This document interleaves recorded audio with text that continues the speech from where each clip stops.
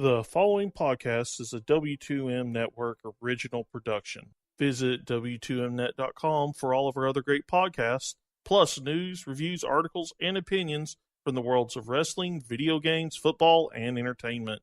What time is it?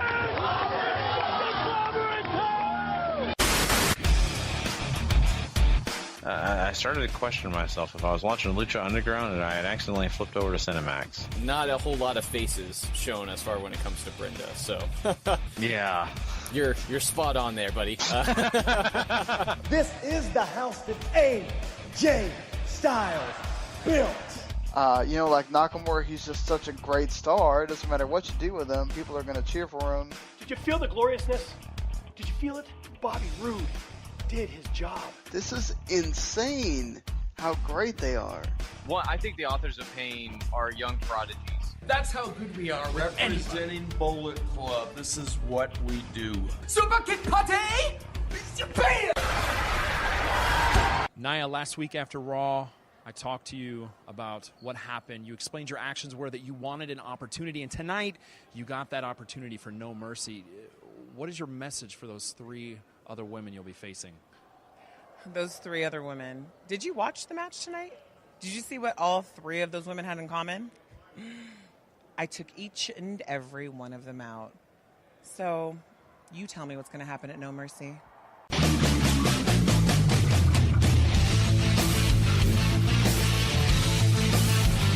Ladies and gentlemen, wrestling to the max.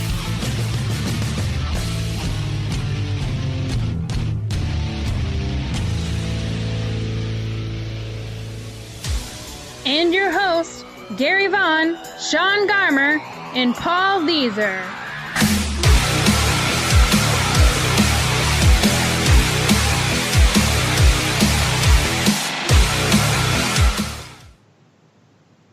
Hey everybody, it is time, that's right, for Wrestling to the Max. That's right, and once again, we are here and ready to rock. It is episode 263, Part 1. And of course, we are brought to you by W2Mnet.com, the place where you go find all your great wrestling needs and a lot more. Hey, if you want to go find us, make sure you go subscribe, rate, and review wherever you get your podcast from. Maybe Apple Podcasts, Podcast Addict, heck, even YouTube. Go ahead and go do all that, and you will have us in your dock every time you go check it out. And you won't miss an episode of this show, as well as all our great reviews like Raw, Smackdown Live, 205 Live, and NXT.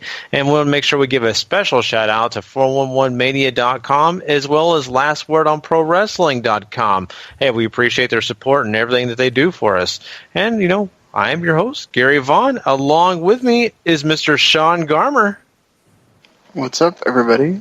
And Mr. Paul Leazar. Heyo.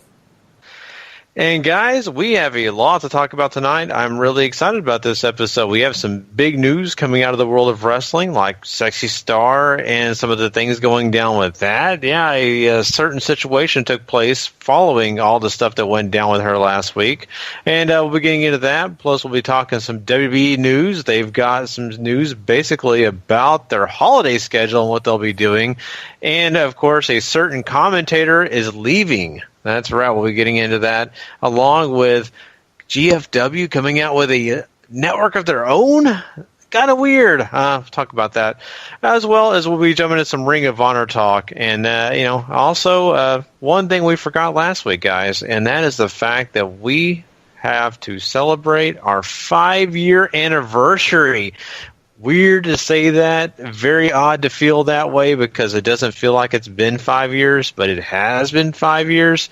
So we're going to celebrate that tonight. We're going to be getting into just some of our off the top of our head thoughts about it. We didn't plan at all about this. Trust me. We could have sat here and made a big deal about it, wrote down notes and did all this stuff, but I think it's just more fun to go off the cuff and just talk about our 5 years as Wrestling to the Max and as a trio here and just kind of talk about some of the historical parts of the show that made us laugh, maybe sad, maybe some other good things. So we'll be doing that, but we're going to sandwich that in between quick hits in Ring of Honor. We don't want to start the show off just talking about ourselves, so don't worry, folks. You're going to get in wrestling stuff before we get into our personal stuff.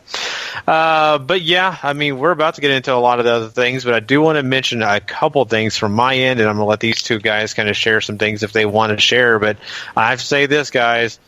This is the first episode for me as Uncle Gary. That's right. I'm an uncle as of this weekend. My nephew, Weston, was born. And so it's kind of weird because, I keep saying weird, but this whole weekend has been odd. Very strange for me. And a lot of the things that I'm seeing in front of me are very odd, too. Just reading the news and a bunch of other things going on. I'm seeing 2 hurricanes coming up at us and all this other stuff. So very strange. But yes, guys, I'm an uncle. I'm even older, Paul. It's getting worse.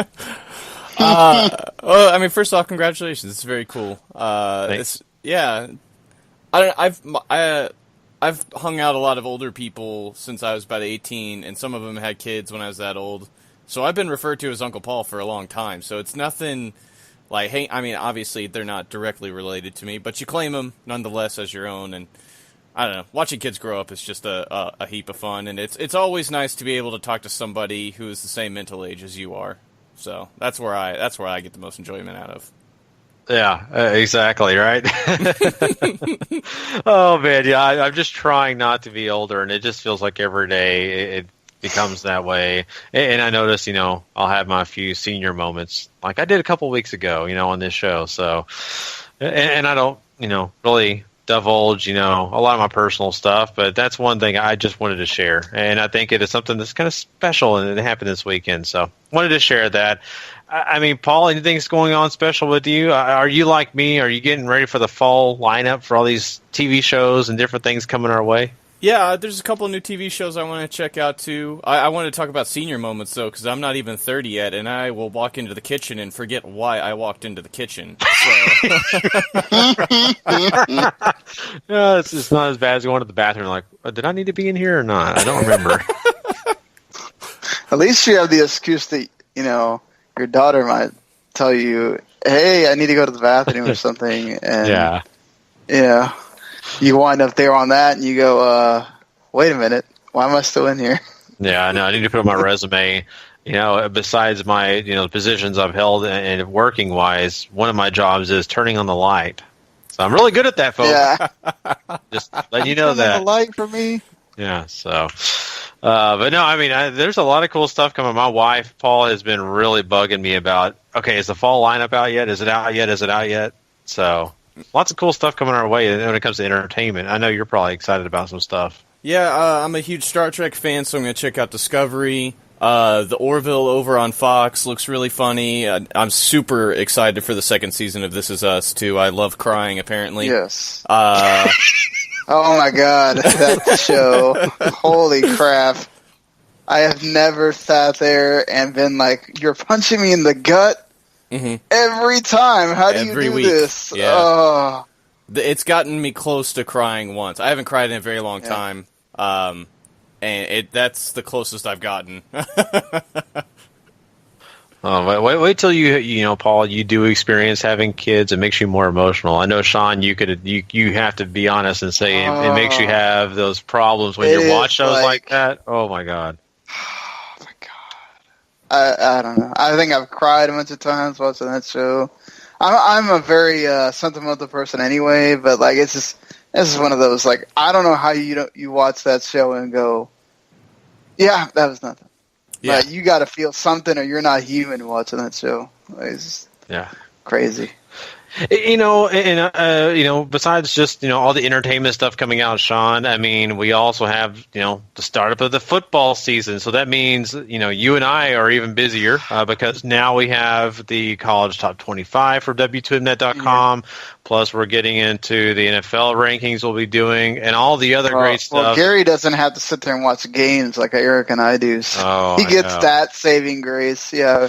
Yeah. I like that, though, so it's fine. Like I like going back and watching why the team lost or whatever. You had the big cut down day over the weekend, which was very interesting. So yeah, and then we'll be doing our season preview tomorrow. So it's it's hitting us Thursday. It's there, and then we'll have a full weekend of games that actually matter. Yeah, crazy. It's going to be insane. It really will be. But, I'm really looking forward to football season. And I know a lot of fans out there, if you're in America, you are too. Hey, guys, I'm sorry, in the UK and around the world, you're listening.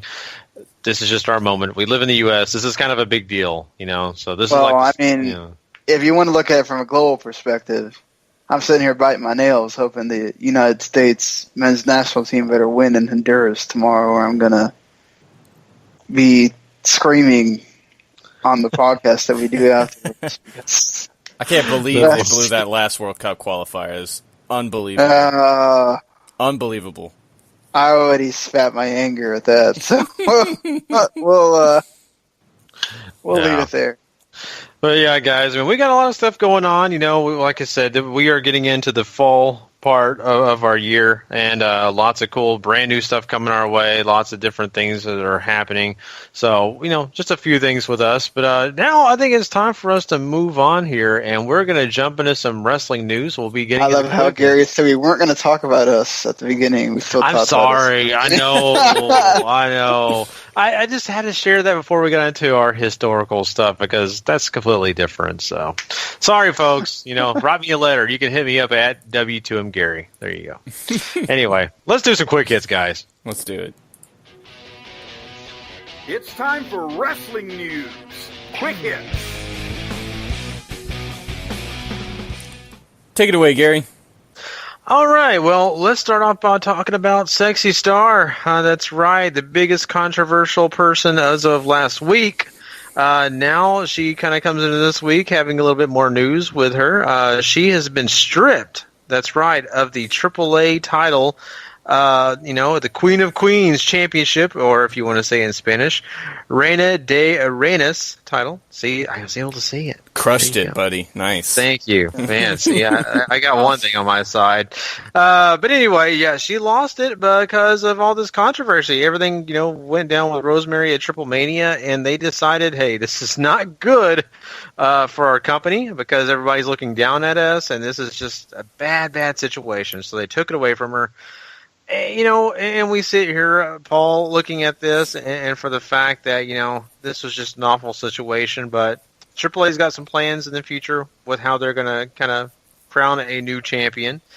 What do you think about all this? And I know you probably read this big, long summary that she wrote saying, why this happened and basically her point of view. Yeah, so she wrote her point of view on Twitter, I think today, about the incident that happened at TripleMania, and she describes it very differently and sort of sandwiches the good stuff in between a lot of explanation just about herself and her character and how she treated wrestling as this big deal for herself and all this. But basically, she doesn't even bring up that Vampiro made her apologize. She said she went back there and checked on her as soon as she heard she was hurt, and Rosemary appeared to be standing and just holding ice back in the production area and seemed okay, so she left with her husband thinking everything was all right.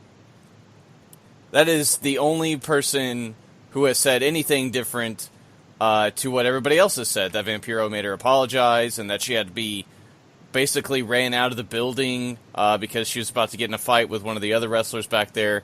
That stuff has been at least confirmed by a couple other people who were at the show. So it feels like she's sort of backpedaling and just trying to salvage whatever she can, but it makes sense for AAA.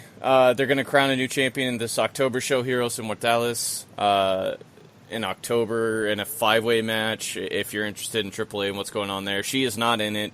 I don't know if Sexy Star is going to be with the company much longer. I don't know if she's going to be wrestling much longer because we talked about WrestleCade already taking away her booking and giving it to Rosemary. So, this seems like Sexy Star might not be wrestling very much longer. Well, yeah, and if AAA is the one taking her out, I just can't see anybody else taking her. That would have been the only company that I could have seen, hey, we'll give you a pass, or we'll use you a little later, or let's just let this all blow over right now.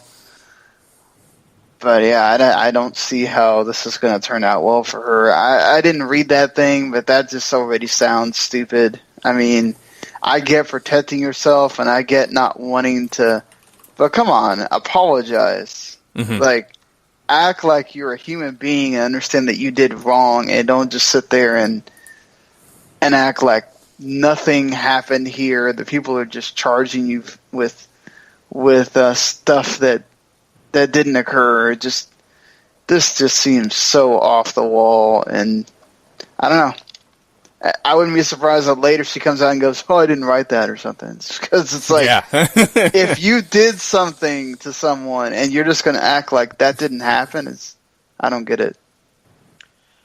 You know, the one thing that you kind of get from this is that she doesn't ever take responsibility for any of her actions. And not only that, it doesn't seem like the remorse is really there. Like, you don't really have her saying, look, I am so sorry this happened to Rosemary, and it's my fault. I didn't realize it.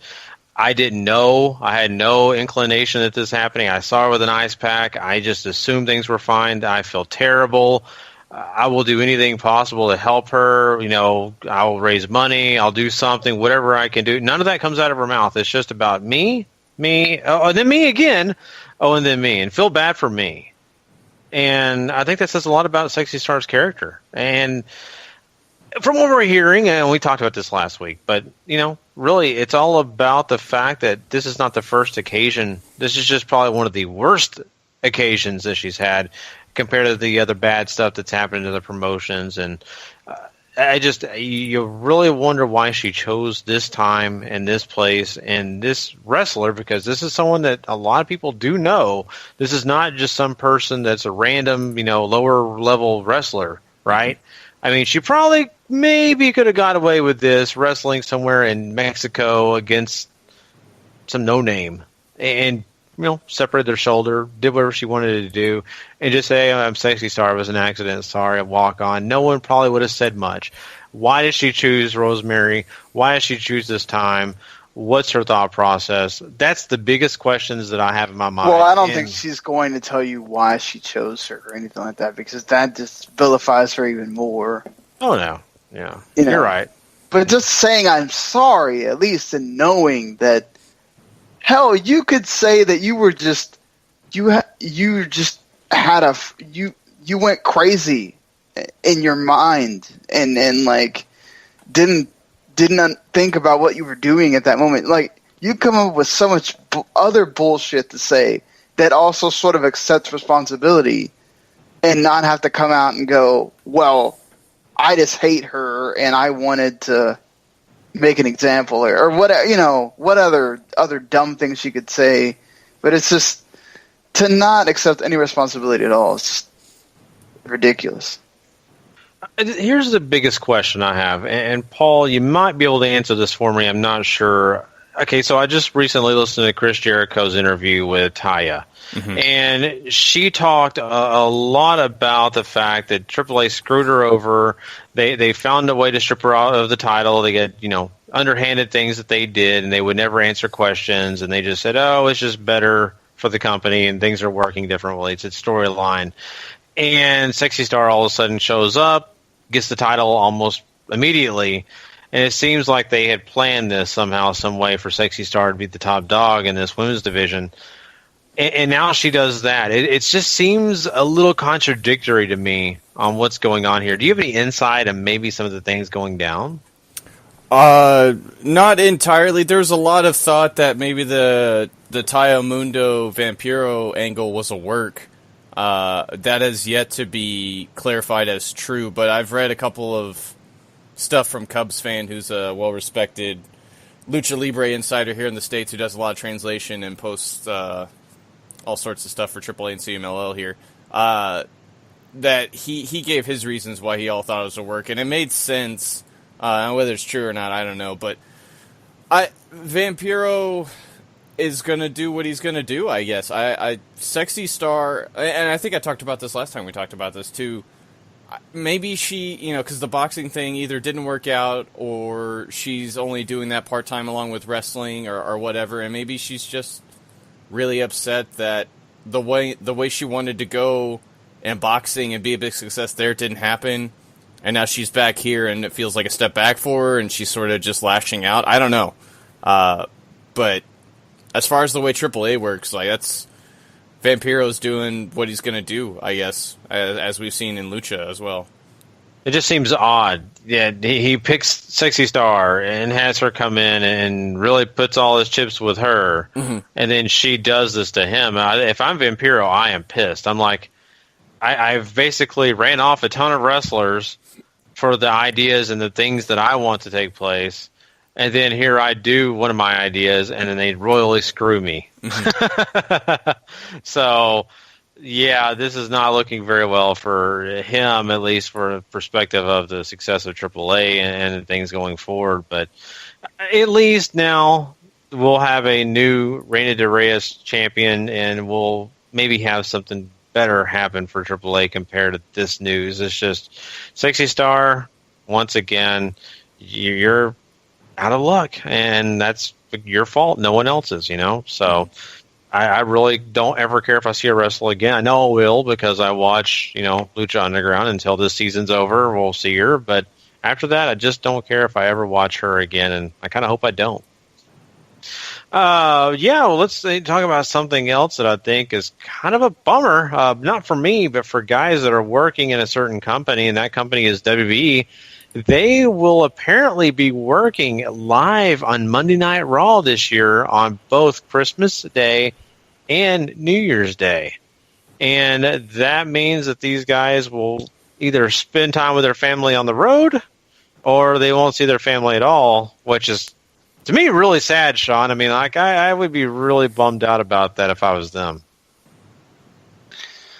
Yeah, that's really got to be just kind of disheartening if you're any of the wrestlers, especially the Raw brand. Both brands, I'm going to guess they're going to make them do a house show for SmackDown just so that there's no equal treatment, or perhaps they'll make it a double brand show that night or something. I don't know, but that's just really, really unfair to them. Now, to be looking at it in the other, dropping the other foot, we do have sports stars that don't get to see their families either. They have to travel and play games on Christmas. Basketball basketball for sure, and now football's gotten into the act as well, the American football. So, there are people that have to go through this, and obviously, doctors and other people that can't be missing work, doesn't matter when. But yeah, this sucks. This sucks for WWE wrestlers that are used to having this show taped, and you get to go be with your family for a week or two, and that's just kind of really shitty, honestly.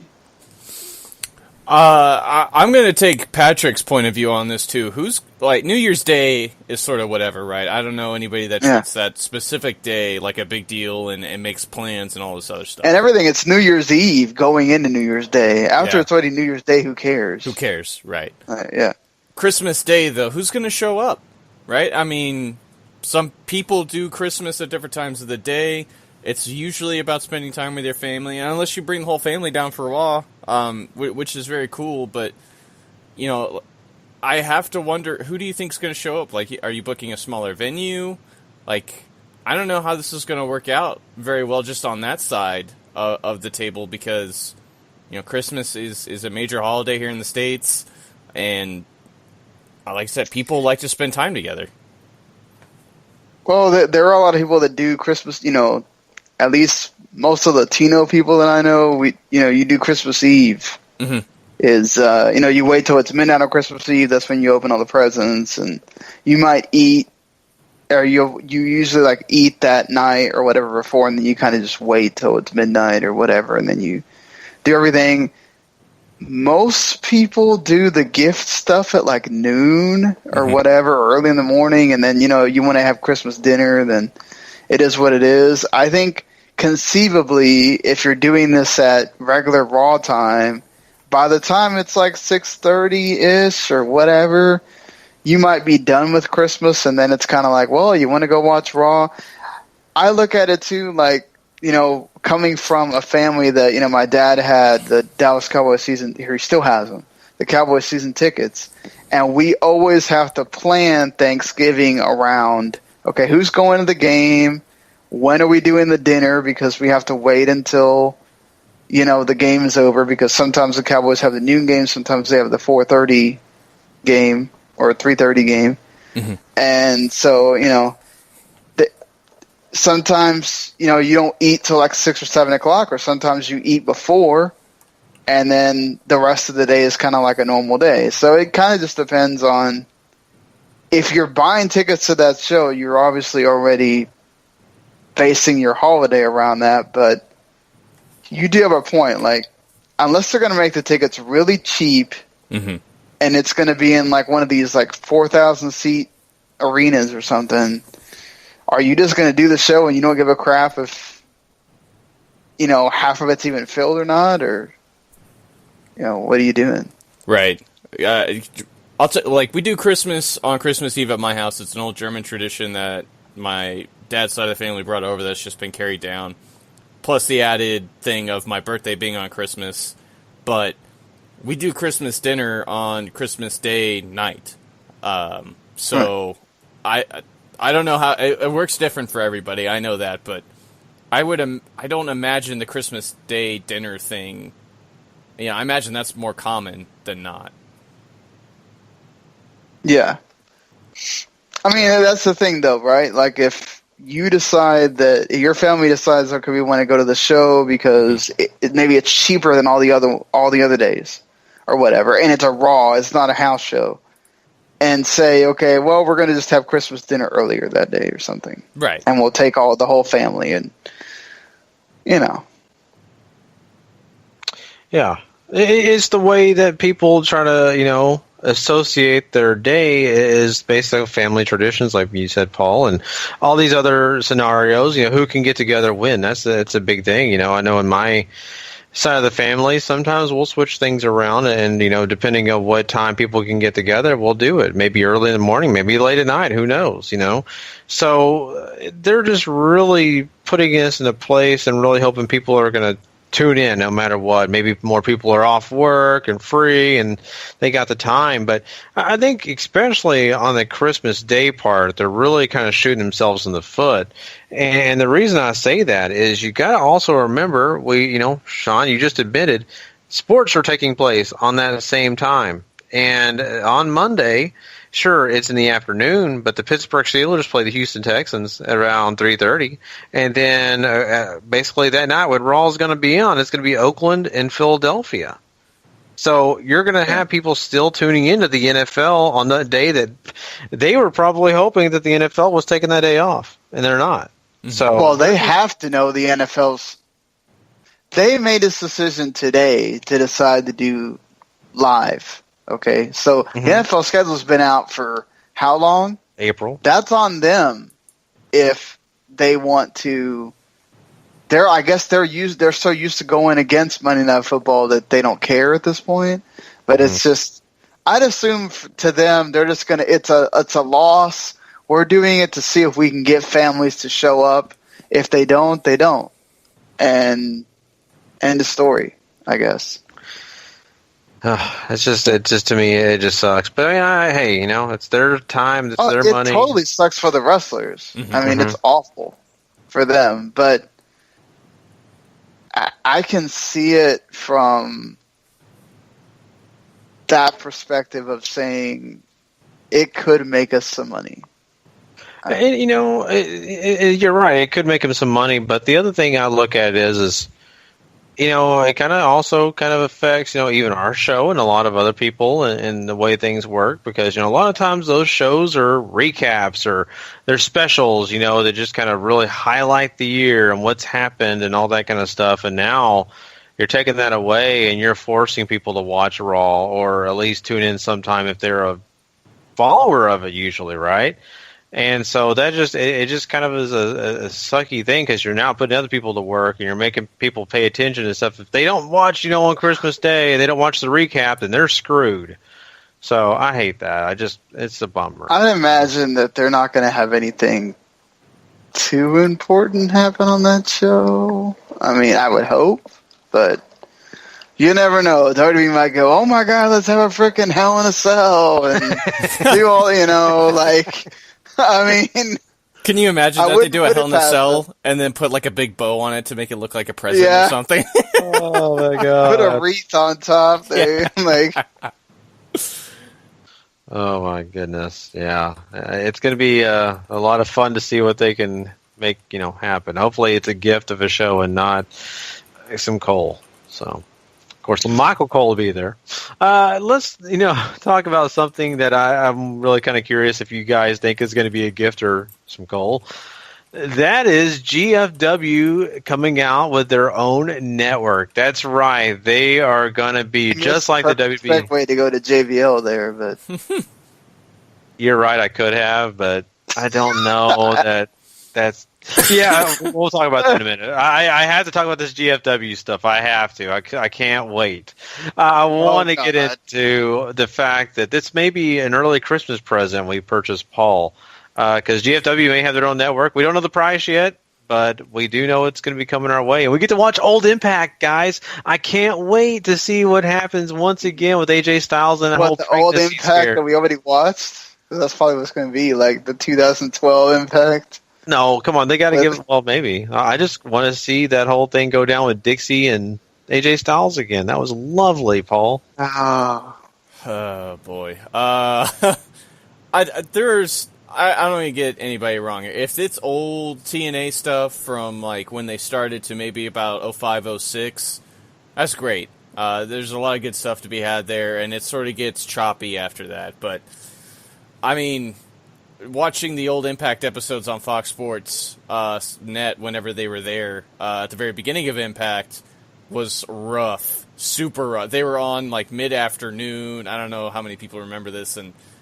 it's like Fox was just freaking plastered everywhere on this show. It was awful. So I kind of want to watch that again to put myself through a little bit more misery.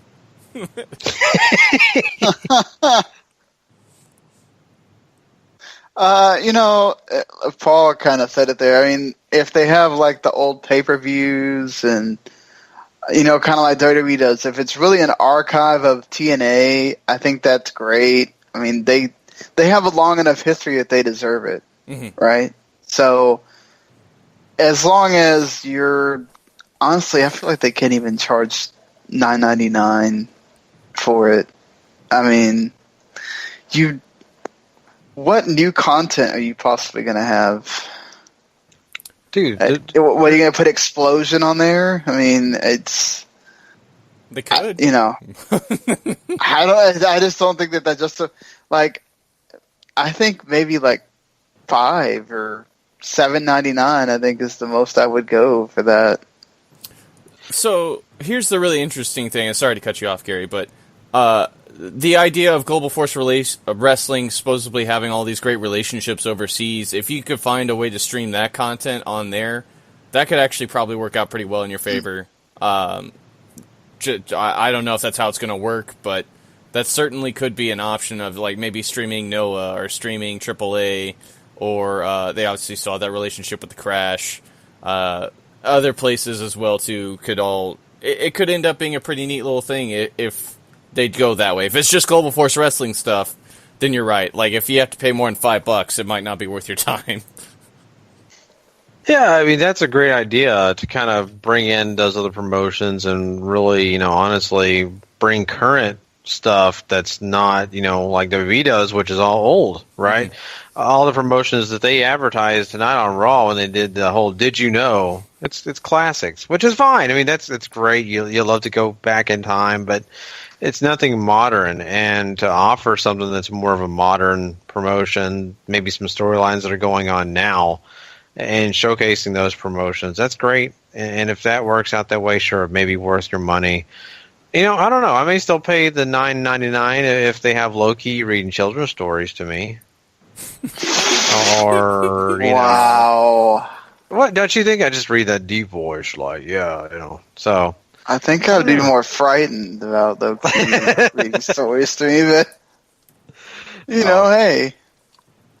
Yeah, I mean, you could also have a self-motivation video package. You could also have people like coming up to you and saying, "Look, at least you're not, this guy," and show pictures of Grado. Things like that, or you could have, just a lot of other great stuff. I mean, isn't Simon Dean an agent there still? Like he could put the outfit back on and do the old the WWE gimmick that he had, where he's really doing the fitness stuff there. Yeah, there you go. See, their own workout, and once again, I mean, you could even have a little thing making people feel better. You could have Ali come out and just tell him, "You are great, you're special," and say, "At least you're not my husband," and point to him. So things like that, right? Wow. I don't know. They got some things that they could work with, but you're right. I mean, if they don't have that other stuff that Paul mentioned, other promotions, I don't know. I know I probably wouldn't purchase it. I mean, we've seen New Japan do it, right? Mm-hmm. So it can't be that difficult. And All Japan's on the Fight TV app now, so I can't imagine that hey, Jarrett's the master wheeler and dealer. So if there's somebody that could get current Noah to show up on their network and convince them that that's a great idea, I could see him making it happen. I could see him, AAA, I could easily see that happening because they really don't, I know they have Fight TV in Canada or whatever, but they could region restrict it and make it to where in the U.S. you could watch it. So, I mean, there's possibilities out there. I just feel like, without having something current besides Explosion, which nobody's going to care about that,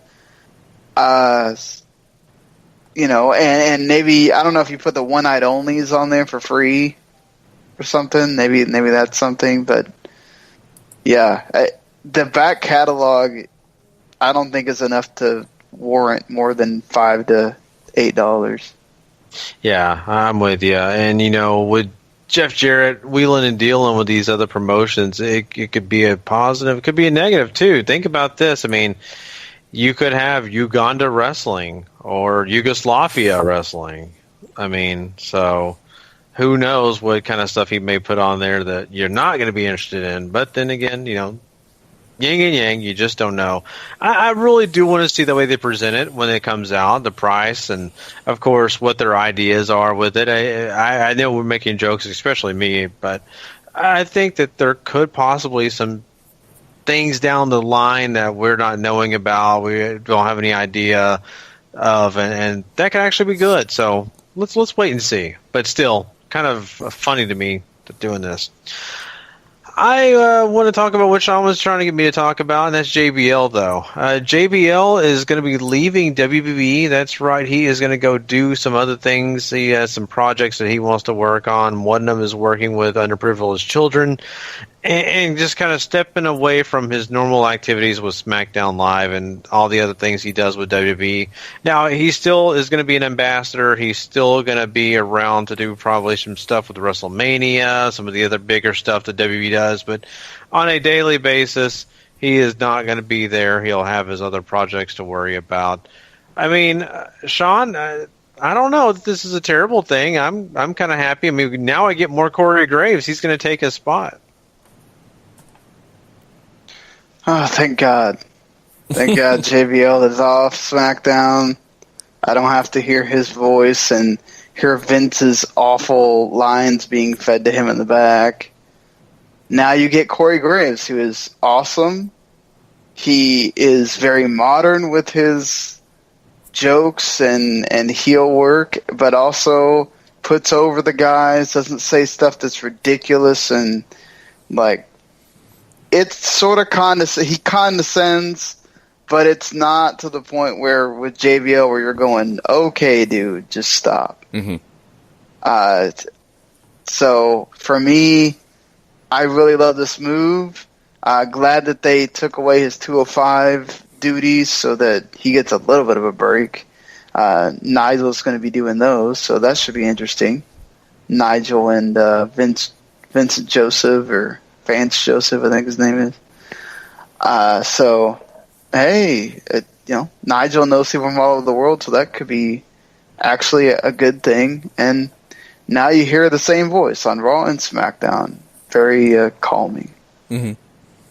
And, I mean, there's that sort of insider angle that Corey Graves has that we got to see during the Kurt Angle story, so maybe they can carry some of that over to SmackDown and create something there. I really like this move, though. Corey Graves is terrific. I expect him to do very well. I'm excited to see him work, not with Byron. I'm forgetting the lead announcer. Phillips. Yeah, Tom Phillips. Those two together again should be really fun, so. That's why we need Corey Graves, so he can finally tell us who's the one that wrecked the Fashion Files office. Mm-hmm.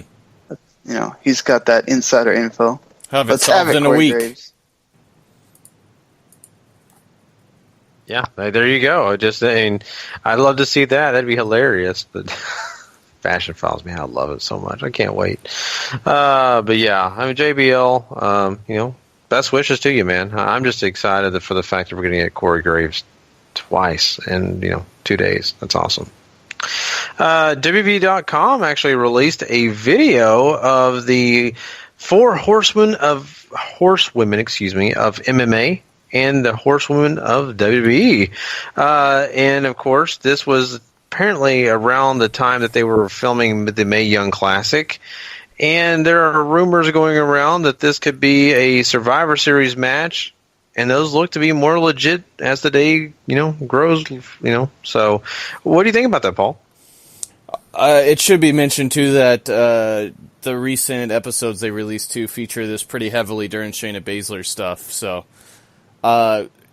this certainly looks like a thing that WWE has been planning on for a while and looking to capitalize on.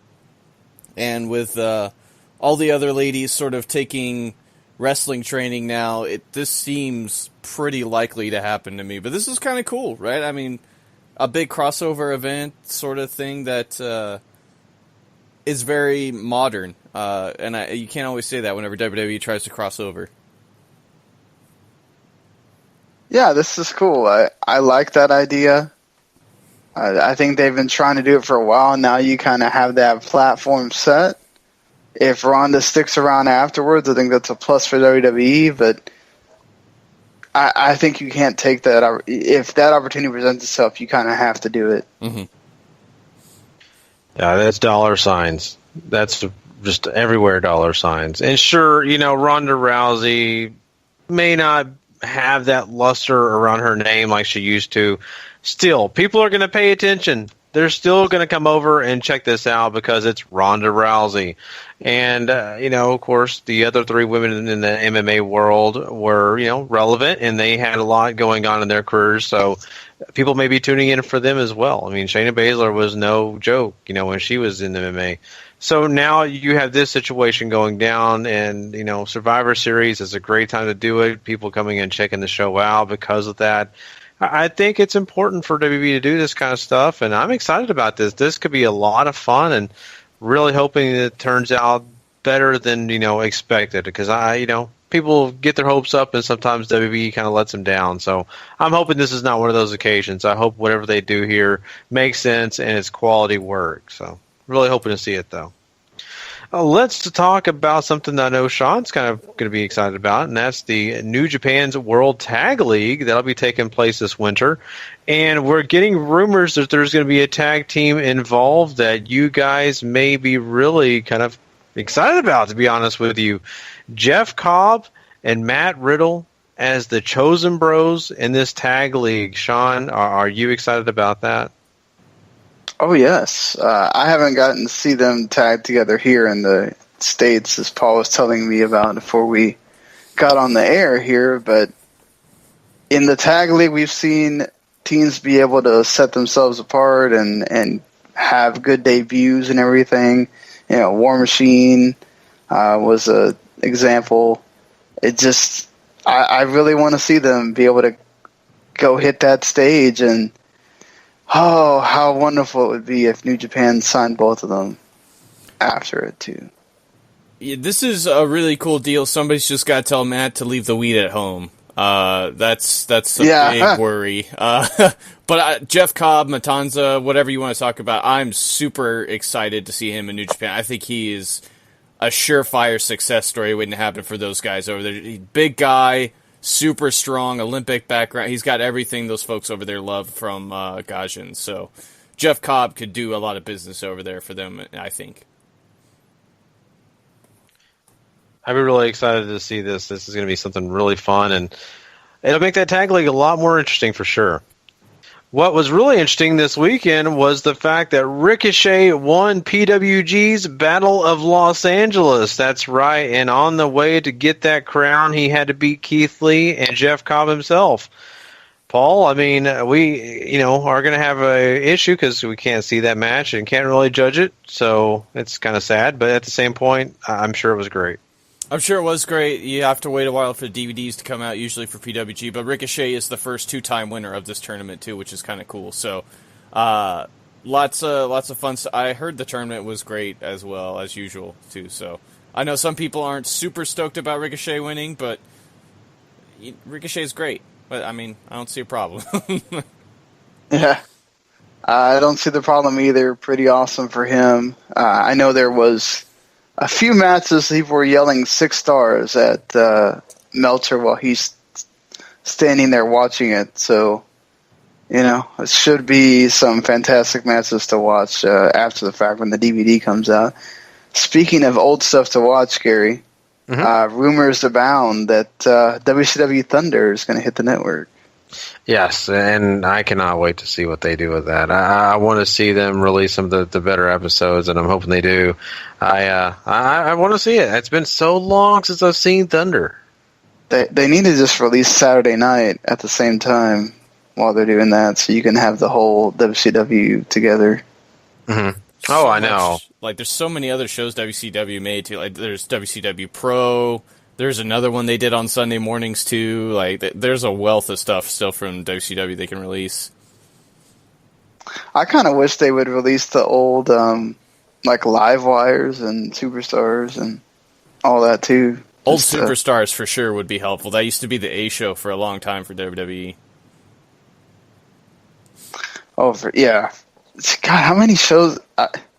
They had that Sunday morning show called Superstars, and they had the old one, from back in the 90s, and they had the most recent one. They certainly like that name as a name for a show. Mm-hmm. Oh, boy, yeah. At least they're coming out with new content, and hey, anytime they have WCW content coming my way, I am happy. For sure. One last thing we're going to talk about here in Quick Hits is the fact that we just recently had Chikara and their King of Trios tournament coming out, and we had some winners crowned. And those winners are the British Strong Style guys themselves, Pete Dunne, Tyler Bate, and Trent Seven. Paul, I mean, I'm sure you were thrilled. I know you're a big Chikara guy. Yeah, and I only brought this up just because it's done Bate and Seven as well. But they beat last year's winners in the tournament, Team Sendai Girls. And I cannot wait to watch these shows. King of Trios is a great tournament every year, but congratulations to those guys. They got to do it in England, too, in front of the hometown crowd, which is kind of cool. That's pretty awesome, gotta say. For sure. So, once again, I mean, Pete Dunne and Tyler Bate for sure showcase a great ability, and I love Trent Seven too. So I'm really happy for those guys. But yeah, that pretty much rounds out our quick hits for this week. Well, at least for this episode and this week. Of course, we have part 2, which will have more great news coming out of the final part of this week. But yeah, let's go ahead and move on. It's a celebration of 5 years of this podcast. That's right. Wrestling to the Max has been around for that long, which once again, it's a little bit of a surprise. I did not see that coming at me. But I mean, I think a testament to how much fun we've had in this show and how much fun I look forward to having each and every week, because it's a treat for me. I can't really speak for Sean or Paul. It really is a treat because I enjoy professional wrestling. I get a chance to talk about it, but not only do I get a chance to talk about it, but I talk about it with two guys that I love, I respect, and I call really good friends. I don't get to see these guys ever in personally. Paul and I have seen each other on occasion, but don't get together all that often. And of course, you live in Miami now, so our hangout time is not there. So it's just been a lot of fun. So this journey has got us here, and looking forward to many bright days ahead of us. Taking a look back, I mean, Sean, we've come a long way. This show has transformed. We've evolved, and really to the most positive way. Well, the first thing I got out of it is, he loves me. Oh, but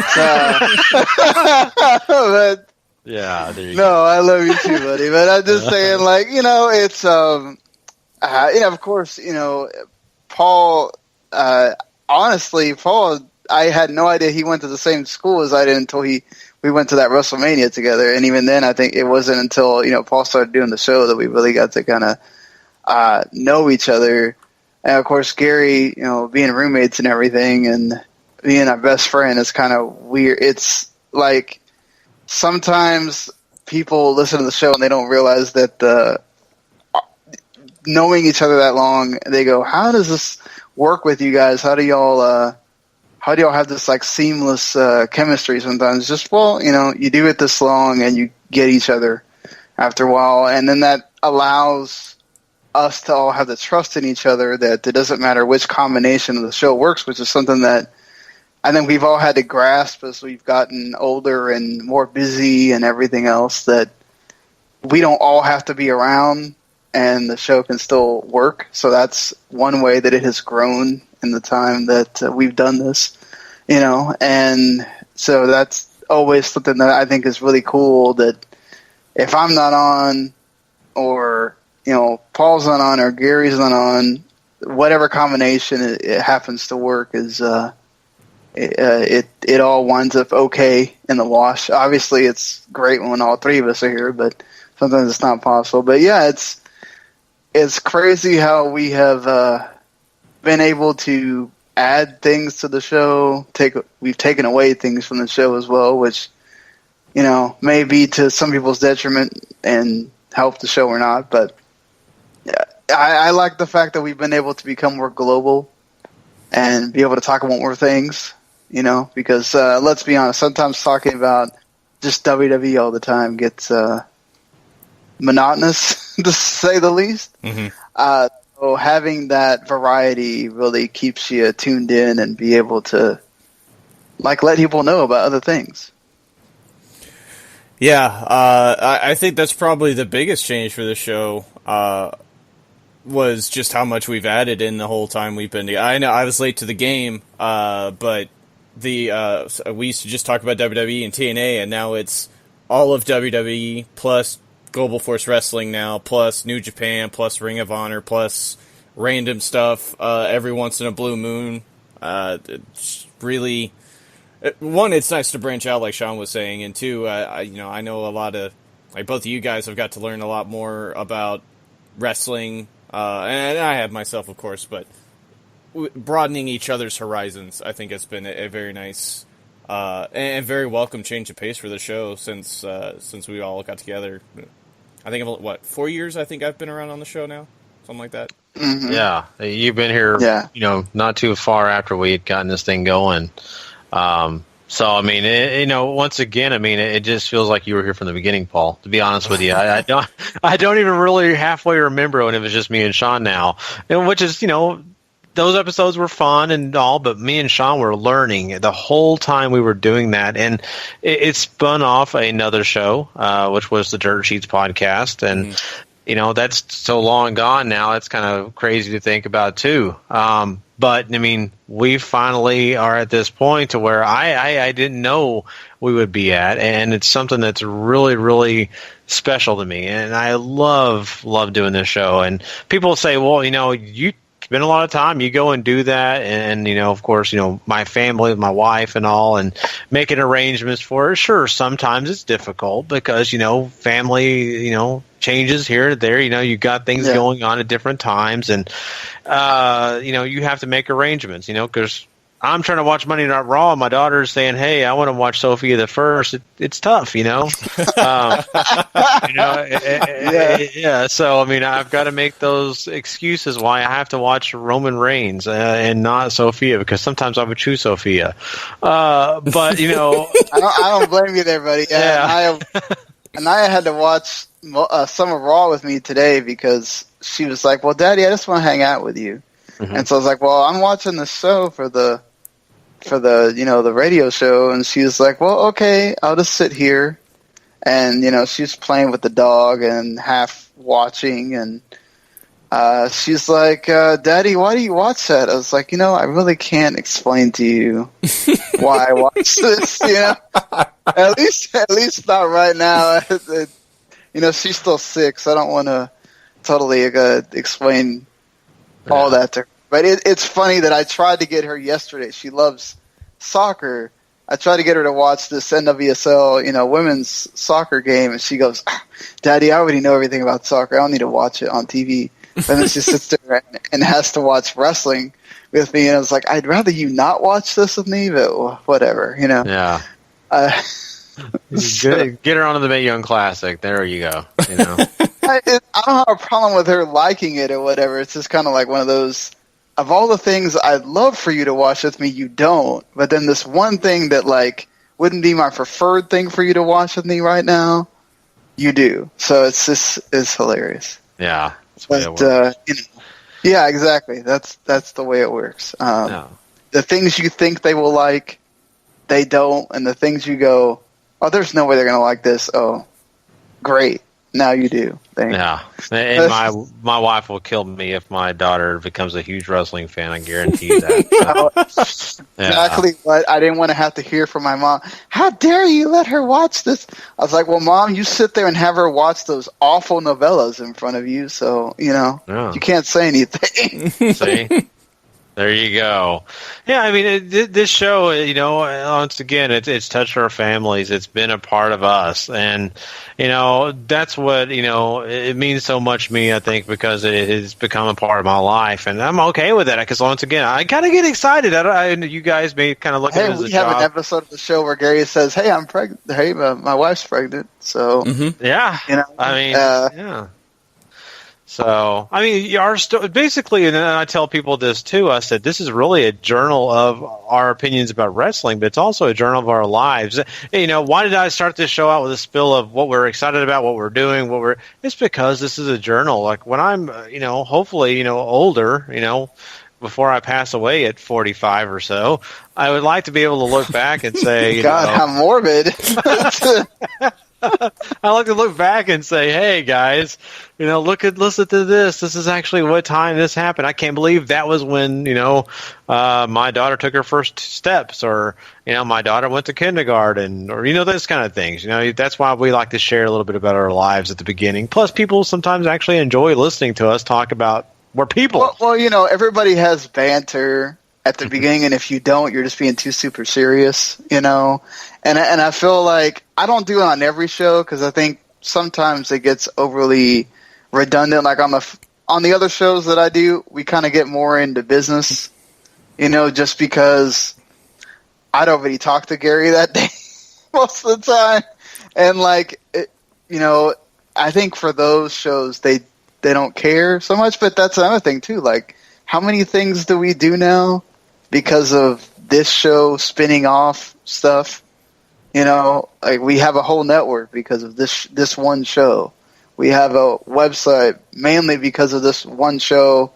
The website has different things on it, and it becomes about one thing or another at different time periods. But I like the fact that if you want that option, you can talk about so many different things. It's not just wrestling. And because of this show becoming what it is and having the partnerships that we have with, 411 and all that stuff, that we've been able to say, all right, let's make this a brand thing. And maybe the brand hasn't become as big as probably we envisioned at first, but it's still cool that it's there. Yeah, it's only been here 5 years, right? I mean, there's people that have been around for 15 years who are still, trying to figure things out. And I'm so proud of how we've far we've come and how we've grown and the things we're doing. And, the network is amazing and the website is great and awesome itself. And the fact that, this show kind of started all that, to me, it's still special and it means something. And the friendships that we've gained, and I know you guys have worked over at 411mania.com and we've gained a lot of people there, but, we've honestly met a lot of people through the Facebook group that we started with Wrestling to the Max. Some of our relationships with the guys over at 411mania.com still stick around and did stick around because of the fact of this show and the things that we were doing. And, I just feel so honored, to make those friends like Harry Broadhurst and Patrick Ketza, guys like that who I love to talk to. Tony Acero, who another guy that's, really cool. And just there's so many guys, all the guys over there. Tom, still yes. Cool.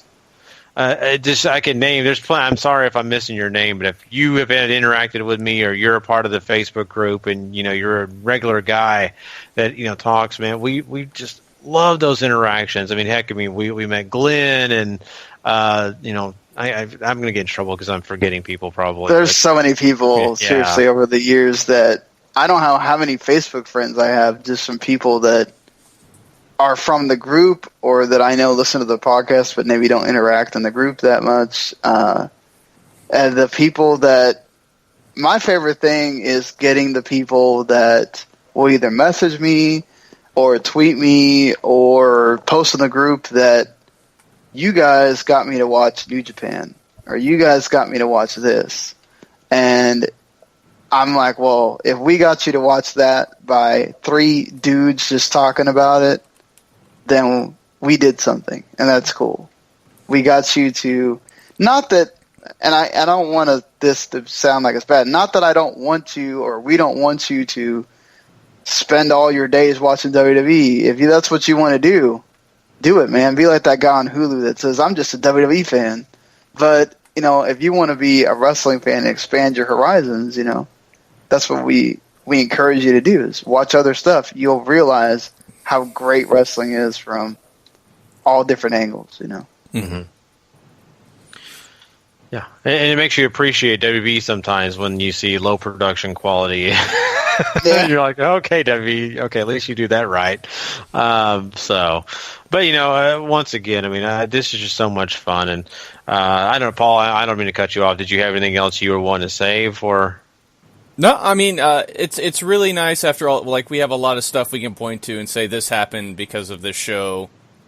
Just sort of all the extra things we've made. Like, I wouldn't have gotten my foot in the door at 411 if it wasn't for the show, or I wouldn't have been able to have the platform to just talk about wrestling, which is one of the reasons why I love doing this show.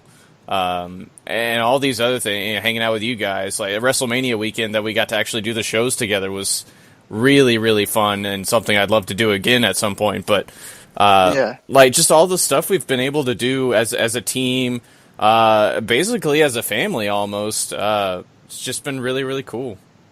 Yeah. Yeah, and I'm glad you brought out the word family because really we are a family and we can depend on each other. And, I can't tell you how many times I've said thank you to Paul for backing me up when I couldn't do something and Sean for understanding, like, I can't be there, guys. I'm sorry. And Sean's like, no problem, man. Do your thing. I've got it. I'm taking care of it. And it means so much. And so this is what's really cool about 5 years of doing a wrestling podcast where most people would just say it's just a show. It's just about wrestling. No, it's much more than that. You guys may or may not understand that. And hopefully now with us voicing it, you do. Mm-hmm. So we're going to do one last thing before we kind of get out of this because people are like, okay, talk Ring of Honor. At least part of the show people are, I'm sure. I want to do one last thing, and that is, of course, we're going to go around the table here, and we're going to say one thing that we do for sure say that we love or that we've learned doing this show, and the other thing I want you to answer is what you hope to do by doing this show. Who wants to start? Oh. Boy, we should have pre-planned this stuff. Yeah. I'll start. You guys think about it. Just kind of sit down. Okay, so one thing that I've learned by doing this show is the fact that I have a voice. And to be honest with you, for a long time there, I was an introvert. I never wanted to get on. Heck, if people want to know this, go check out our first shows. They're out there.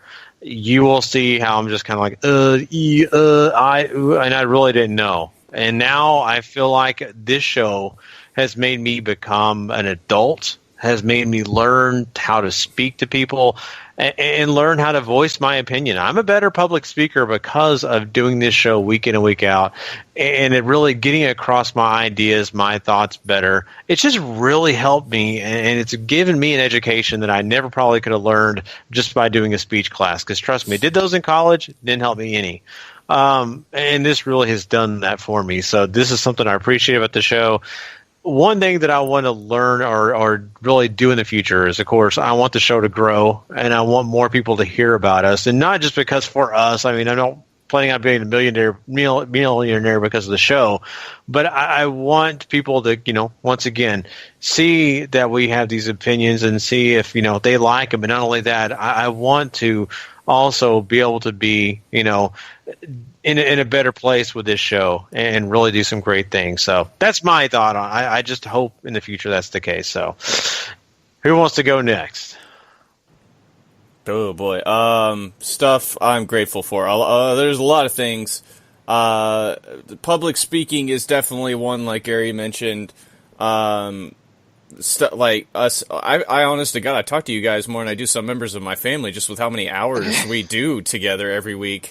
So there's that too, but there's so many different things to be really grateful for. I'll just restate, I guess, sort of what I enjoy us having the platform that we do. And I know we don't have a giant viewership, and I know and it's not small either. I know that, but just having the opportunity to talk wrestling, which is something I've been hugely passionate about since going on 25 years now, honestly. Just being able to talk about it and express my opinions and discuss all the different things about wrestling has just been wonderful. And I'm really grateful for that. Honestly, someday I'd really love it if we had somebody to produce for us. Like, I think that'd be great. We could just focus on the show, and somebody taking care of all the technical issues in the future would be just phenomenal. And you can apply for that at W2M.com. Yes, you can. Or just email me, W2Mnetwork@gmail.com. That works too. That'd be great. Yeah, like, if we just had a person that was running everything, and we could have drops and stuff like that if we wanted to, or whatever, and neither Paul nor I have to mess with that. But hey, I think we do okay whether it's you or I doing it. So, I think for me it's I don't even, a large part of I get a lot of crap for doing this, and it's not for doing this show. It's probably for doing all the other zillions of shows that I do in conjunction with this show. So, but I've learned that this is really just something great to be happy about, to be able to say that you did something for 5 years, pretty much every week without fail, doing a show about wrestling and being prepared and knowing what that's like. And that's another thing, is like, it's taught me how to be more prepared for things, how to study for things, how to break things down. I've learned how to watch wrestling better because of the show. And that goes for other things that I do, but I think I've learned the public speaking thing. I think goes without saying. You do this stuff for this long, you become because you learn how to think on your feet. Mm-hmm. You learn how to. We don't sit here and have. We don't sit here in this Google Doc and have everything written out, right? We have bullet points, and then everything else is whatever comes to our head, and we don't really sit there and. I know a lot of shows do this where they do a run through before they they go on to make sure that people aren't stumbling around and stuff. And I know that means that sometimes we do stumble around, but we don't sit there and do that either. Whatever we say on this show, we say it right then. There's times where, we'll make comments here before then, but we try to say it on here so that you guys get our opinion and whatever that is there. Now, if you're in the Facebook group or whatever, you might get it there too. But if you're not, then this is the first time you're hearing it, and we appreciate it when you. And I know that we probably have more listeners than we know, just because a lot of these metrics sometimes don't tell you everything. But we appreciate every single one of you, and I think the thing I most appreciate is getting to spend whatever time it is with you guys, because when I moved over here, I said, oh, God, here goes all my friends over there, and I was like, well, I really miss hanging out with Gary, and this is kind of I get to hang out with Gary for an hour and a half or 2 hours or whatever doing this show. And sadly, it usually means we don't talk as much because we already talk a lot on these shows with each other. But I think that's the most important thing, is just being able to have friendships that last and know we can count on each other and know that we are becoming better people by doing these shows. And it's something I think I can be proud of, and I know Gary can say that too, of whether the show lasts another year or 5 more years or whatever, and our kids get older, we can show them this huge library of stuff that we did and say, hey, you can do, if you have the dedication and you care about something, you can do it for that long too. Mm-hmm. Yeah, and it's really cool to think that my daughter one day would look back and listen to shows just to maybe see what I thought, or just to hear me, and that's cool to me to think that could take place. And just as long as my wife stays away from certain shows we've done, I'm okay with that, right? maybe once I die, I'm okay with it then. Some of the shows, maybe the things I should have not said, maybe. So, yeah. I think too. I mean, to be honest, not this one in particular, but since we started doing the review shows and stuff, I'm not going to say that everything we do is always the most enjoyable thing on planet Earth. Some of these things are a grind, but we do them just because we know you guys like listening to them. And, whether it's that Raw that night or that Smackdown or the pay-per-view or whatever, sometimes we do take away from other things that we, I guess, could be doing, just because, hey, we know that this is something that you guys are going to enjoy and we do it, and we appreciate that you take that time to listen, because Lord knows there are a zillion wrestling podcasts out there, and maybe we're one of the 5 or 10 or whatever that you listen to. That's cool. Yeah, definitely. And, J.J. Dillon has one. That shows you how many there are. So, yeah.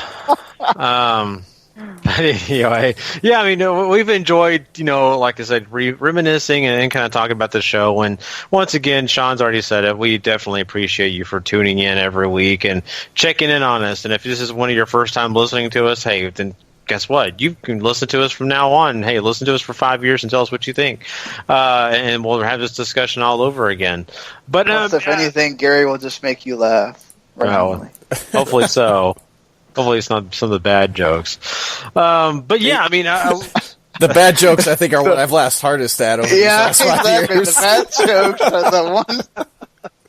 We'll see. At least I'm good. The ones that make you go, "Oh my lord!" All right. I'm waiting to get the angry email about that.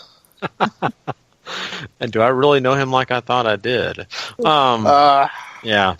But no, I mean, really, honestly, the one thing I want to say is, just to kind of plug a few things here on the way out before we do Ring of Honor. Sean works like a dog on all our shows. He does so much work on the Wrestling to the Max show, but he does a lot for all the other shows on the network. And of course, make sure you tune in for that football show tomorrow. You'll get a chance to check out and see how much more work Sean does and how much that he invests his time in all of this. So I have to say, Sean, thank you for still sticking around, even though you're doing so many other things. You make this show so much better, just being, you and not letting all this other stuff crowd you. And you give us the time that, honestly, you probably could be spending on other things. And, of course, Paul has done so many great things on his own, too, without us. And so I'm excited to see you doing the Mae Young Classic, Paul. I'm telling you, you guys have screwed me this week because I listen to a paranormal podcast every week. My Saturday is to finish it out. I have not finished those paranormal podcasts because I listen to you guys on the Mae Young Classic. And I was enjoying it too much. I couldn't cut it off. I had to finish you guys talking about Mae Young. So the Mae Young Classic, not Mae Young herself. Because that would have been a little sexually oriented. So at least it was about the classic. They were thinking about that World Rumble 2000 too much. Oh, yeah. Let's keep away from all that. But no, it's amazing. Paul said he's a better public speaker because of this show. It's definitely obvious. Go check out the Mae Young Classic. He has to control Harry and Patrick. He's professional when you do that. We've had a lot of fun doing that show so far, too. I really enjoyed the last 2 episodes. We'll be doing 2 more tomorrow as well, if I can get a cheap plug out. No, definitely. People, go check it out. Trust me, these guys are doing an excellent job. I'm kidding, but seriously, they have educated me so much. And if you don't know a lot of these young ladies over there at the Mae Young Classic, you're going to know them as soon as you listen to those shows. Go check out the ones they already have out there on demand, and the ones they're doing tomorrow, I'll be tuning in. And I hope you are, too. Yeah, those are really good shows. I've had a lot of fun listening to them at work. I've had people be like, what the hell are you laughing at? Like, I can't explain to you what I'm laughing about, but know that it's something really funny. I'm laughing. So just know there's a pirate involved. So anyway, I do want to say thank you to all the people that are on our network.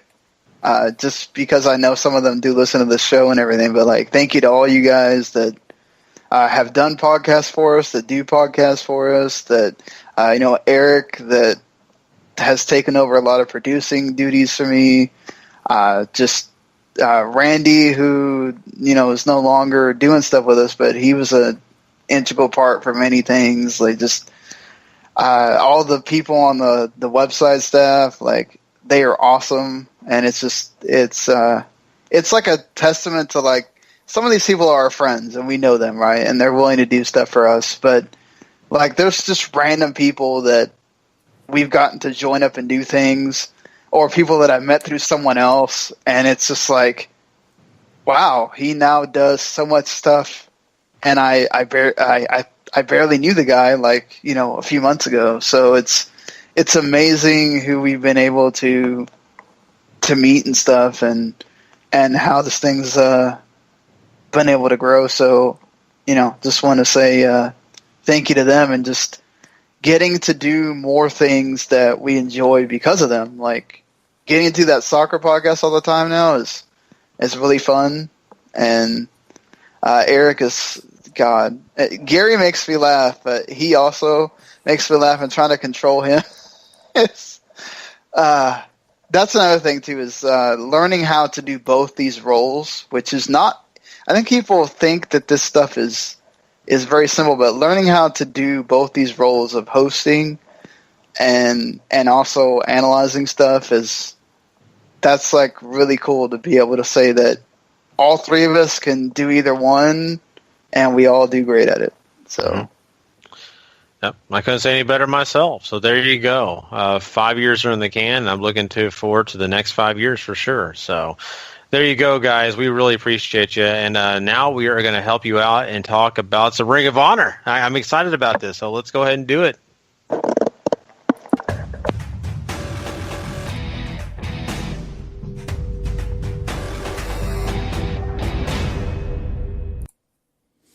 All right, Ring of Honor this week basically just opens by throwing you right into the action, Gary, because Jay Lethal and the Beer City Bruiser are already throwing some huge haymakers in the aisleway after the opening credits, and this leads into their no DQ match that goes down when Silas eventually comes out for commentary.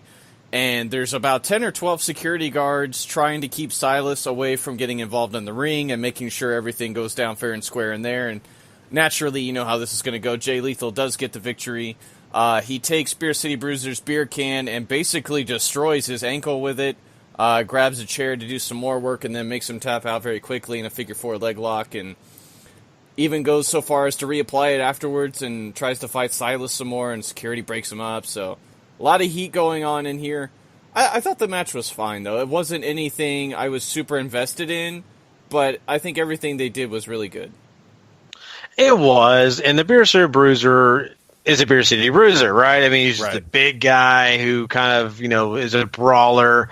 He's not, going to go out there and do 450 splashes or, do these amazing moves in the ring. He's just going to be out there kicking the crap out of you, or you're going to be kicking the crap out of him. And I think a little bit of all took place here with Jay Lethal. And I liked the fact that they added Silas Young because it needed to be there. Mm-hmm. And the reason it needed to be there, you needed to break up some of the monotony because, there's only so many times you can watch the Beer City Bruiser beat up on Lethal and then Lethal get this payback. The whole it felt like 20 minutes of them fighting. I don't know how long it actually was, but it felt like a little while because you had commercial breaks involved too. Mm-hmm. So they really went at it, but you have Silas Young really getting on commentary, I think, twice, and then trying to get off commentary to come to the ring, and the security guards won't let him.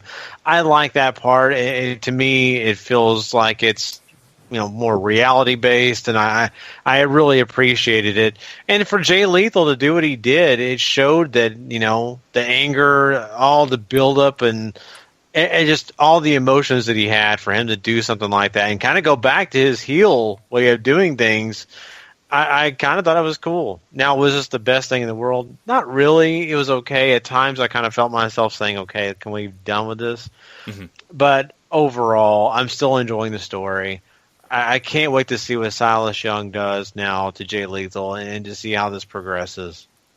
Yeah, like I said, the work in the ring isn't I think the real thing that gets you into this. It's the heat that surrounds it all. I think Silas does a very good job on commentary, and Lethal and Bruiser definitely bring a lot of fire to the occasion as well, which really helps, I think, keep it moving along nicely, despite the fact that the ring work, like I said, is just sort of it's not, I don't want to say it's bad, but it's above average. It's just not great, so. Yeah, and I don't want people to think I'm underselling the Beer City Bruiser. I think that he's a great talent at what he does, right?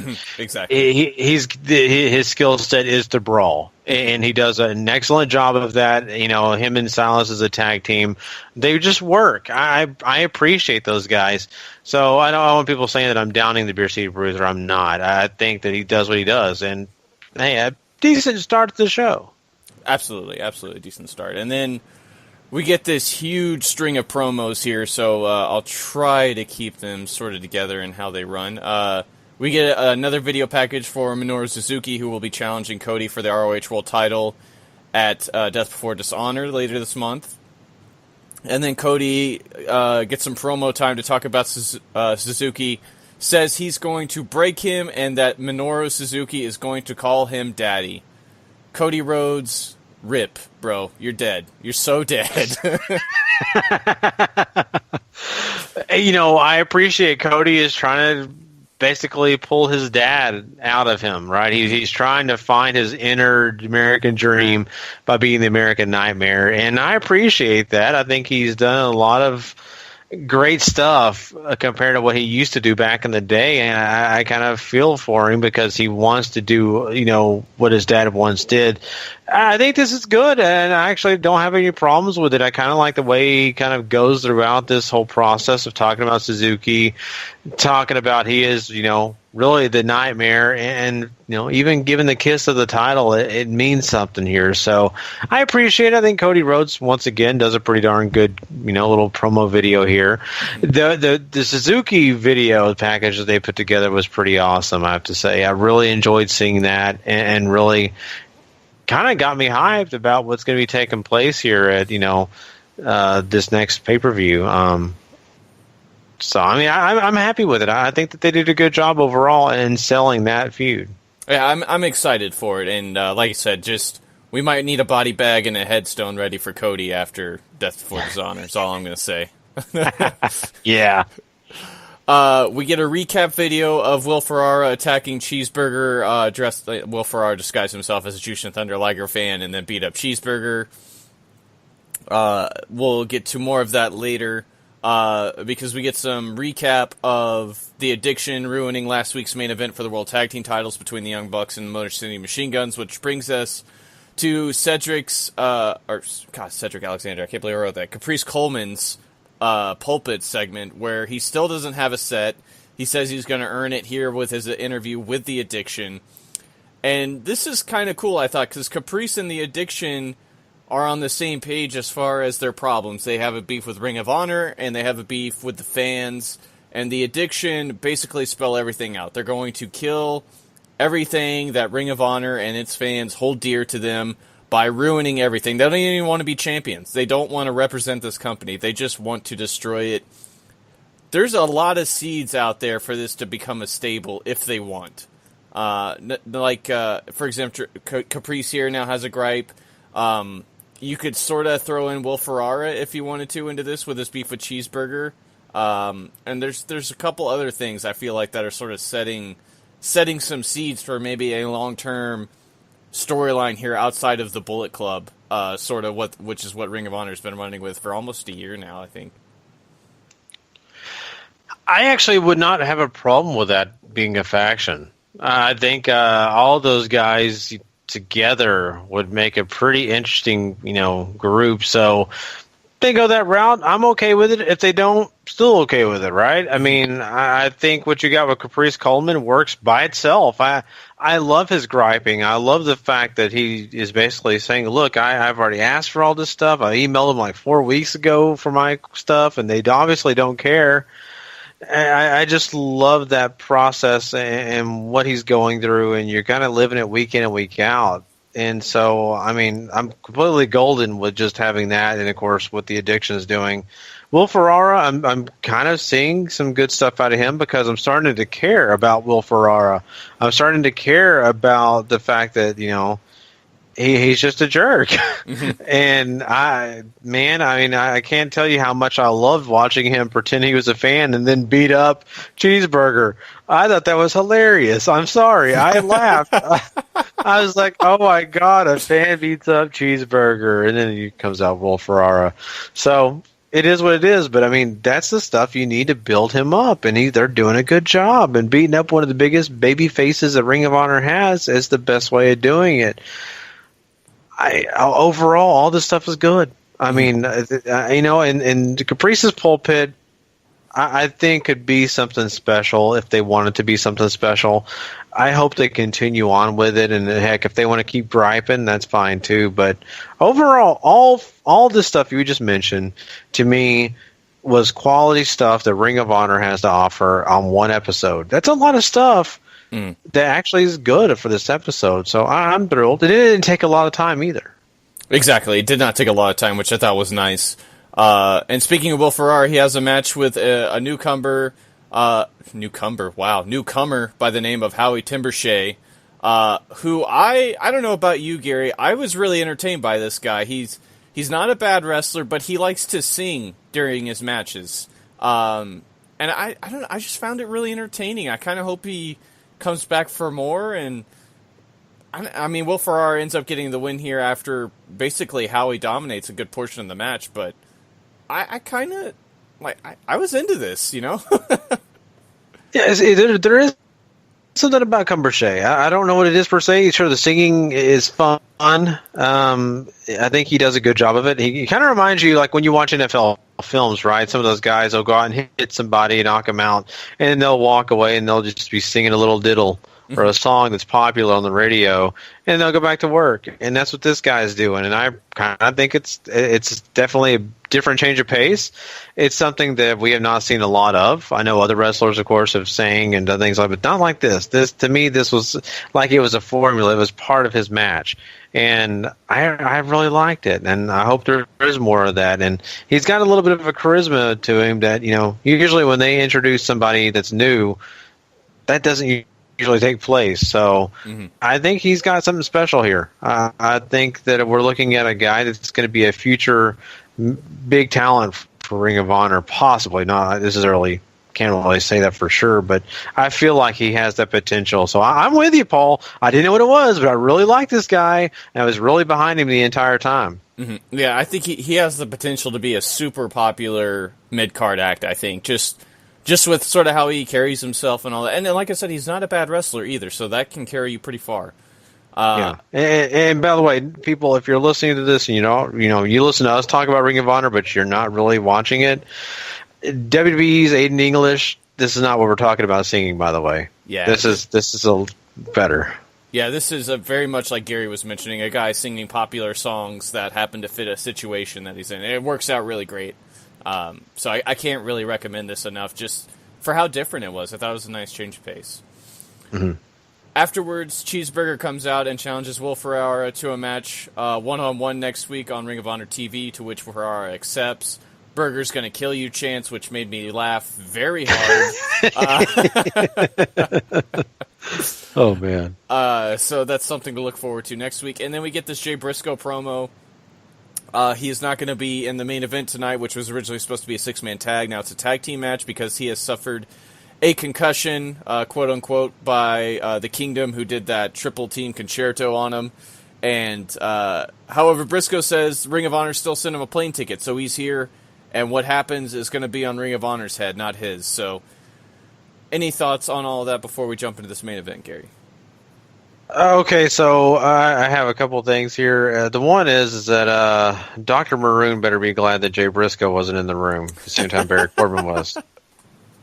And if anybody doesn't know, we didn't say in quick hits, but just really quickly here, Baron Corbin apparently got in trouble because Dr. Maroon was the concussion guy. Exactly the same guy that told Daniel Bryan he can't wrestle anymore. Telling him about concussions, CTEs, and all that. And Corbin's kind of stepped up to him in their little meeting, and that kind of made WWE very angry. So I could just imagine Jay Briscoe having that same conversation with him. But Jay Briscoe's mad at Ring of Honor for holding him out. I love the promo, though, Paul. I love him saying, "You forgot. You sent me a plane ticket and you didn't cancel it." Yeah. I love that. It's something so small. It's a little nuance, but it means a lot. And so I appreciated that. And, I was kind of excited to see what he would be involved and how he would be involved in this. So there you go. Mm-hmm. Absolutely. And that leads to a whole big happening here in the main event as Mark Briscoe teams up with Bully Ray to take on Cody and Hangman Page here in the main event. And this is another one where the ring work is sort of secondary to everything that's happening here. Bully and Mark call for the tables. This Marty Scurll runs in with the umbrella to attack. This brings out Jay Briscoe to run him off. And just as Jay is about to sort of put him through the table with a Jay Driller, Marty ends up fighting off and running away, and they brawl out into the crowd. The Kingdom comes out after Mark Briscoe's up for... Mark Briscoe, God, I can't talk, goes up for a Froggy Bow, and they shove him off into Cody, who hits a crossroads to get the victory. And then afterwards, the Kingdom chase off Cody and just put the beat down on Bully and Mark, seeing as they are the team that beat them for the titles in their style, looking for revenge. And Jay comes running back in to try to help fight him off, but falls victim to the numbers game and eats a Rockstar Supernova, which has a very large contact portion on the head and neck area, so they played up the concussion thing again. There's a lot going on here, and the Kingdom basically gets to win out here and look strong, which I still wager if TK hadn't gotten hurt, they might still be the six-man tag team champions right now, Gary. It wouldn't surprise me. And the new Kingdom is something that, to me, has a lot of charisma. It's actually a force to be reckoned with. And so now they're back, they're doing their thing, and they're proving that you're stepping on some toes here when you're messing with Jay Briscoe and Mark Briscoe, and especially Bully Ray. You get, in a way, kind of, around also the Bullet Club, who are also kind of dangerous. So these guys are obviously out to prove a point, and to do that by using Jay Briscoe, it's a big move. It really, really is.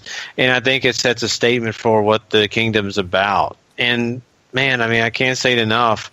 This match itself was okay. Not great, but it was okay. They had its moments. But this end sequence here, it just really put a stamp on who the Kingdom is and why you should be fearful of them. I think before this, people didn't really know what to think about him, and this whole Kingdom situation was just kind of, we'll wait and see. I think you're seeing now, and you may be a little nervous what you're going to get. Yeah, they've looked super strong since the reveal that TK is healed. I would wager this 6-man match here between the Kingdom and the Briscoes and Bully Ray is going to go down a death before dishonor. But we're just going to have to wait and see, because that covers all of Ring of Honor this week, Gary. That's right. And, of course, make sure you tune in every week to get Ring of Honor on our Monday show, which will be available Tuesday morning on the download. That is our show overall. We appreciate everybody who has came and checked us out tonight. You guys are amazing. And once again, make sure you go check out W2Mnet.com. It's the place where you go find all your great wrestling needs. Not only that, but you also find out some more information about video games. You got some football, soccer. You'll also, have entertainment as well. Tons of stuff over there at W2Mnet.com to go check out and then just really sit back and enjoy. Go rate, subscribe, and review at Wrestling to the Max wherever you find it. Maybe YouTube, Apple Podcasts, wherever it is. Go do it now. It'll, of course, get you all our stuff right in one place. And once again, thank you so much for FormulaOneMania.com as well as Last Word on ProWrestling.com. Appreciate them for all their support. That pretty much wraps us up tonight. Man, check us out. Episode 263, Part 2 will be available for you Friday morning on the download when we talk Impact Wrestling. We'll be getting into, of course, some, Lucha Underground, which will be taking place with that tournament, and all that stuff that has taken place, is well rounded out, and now you're getting the aftermath of everything and really getting excited about what's going to be happening, getting closer to the end of this season of Lucha Underground. And a lot more with a lot more great quick hits and some other great stuff, plus crowning a Superstar of the Week. So there you go, guys. I am, of course, Gary Vaughan, and he is Paul Leazar and Sean Garmer. And until next time, if you're not living life to that max, not living life at all. You know it. Peace. Later.